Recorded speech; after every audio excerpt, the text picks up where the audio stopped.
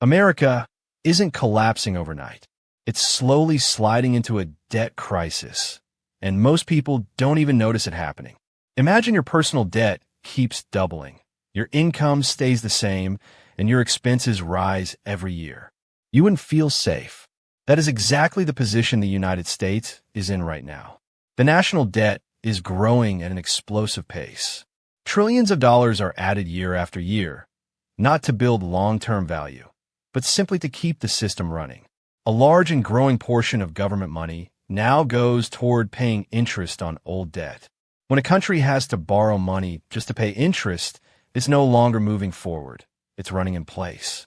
As debt grows faster than the economy, the consequences become unavoidable. Interest rates rise. Inflation becomes persistent.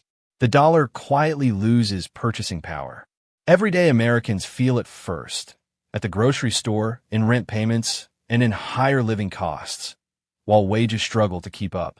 Many people believe the United States is safe because it can print its own money. But printing money doesn't create real wealth. It spreads the cost through inflation, acting like a hidden tax on everyone. The system survives, but personal savings lose value over time. History shows that no major power collapses suddenly. Decline happens slowly, then all at once. Debt builds, confidence erodes, and once trust in the system is damaged, it's extremely hard to restore. The warning signs are usually ignored until the impact becomes impossible to escape. This isn't about politics. It's about math. There's no need for panic, but preparation matters. In a debt-driven system, cash loses value, assets become critical, and financial understanding turns into a form of protection. America is sliding into a debt crisis, not with a dramatic crash, but through slow, silent erosion. And by the time most people recognize it, the damage has already been done. What makes this situation even more dangerous is how normal it feels. Markets still move. Jobs still exist. People still spend. On the surface, everything looks stable. But debt crises never announce themselves loudly. They build quietly while confidence stays artificially high. The government keeps rolling over old debt by issuing new debt. Investors keep buying it, assuming the system will always hold.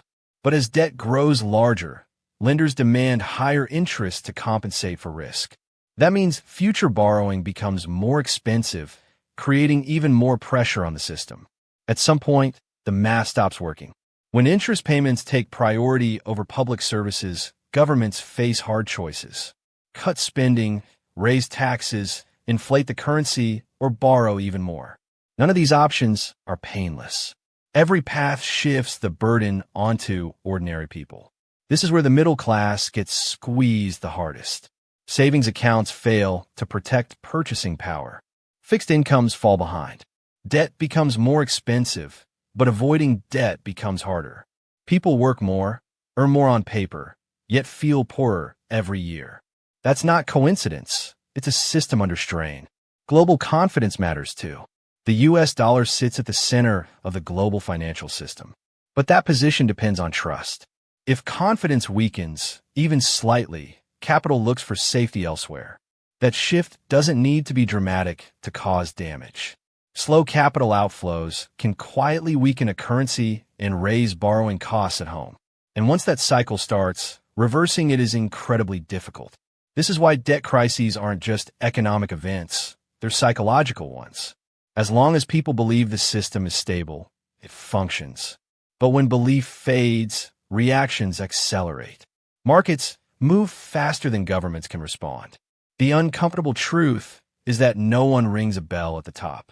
There's no single moment when the crisis officially begins. Most people only realize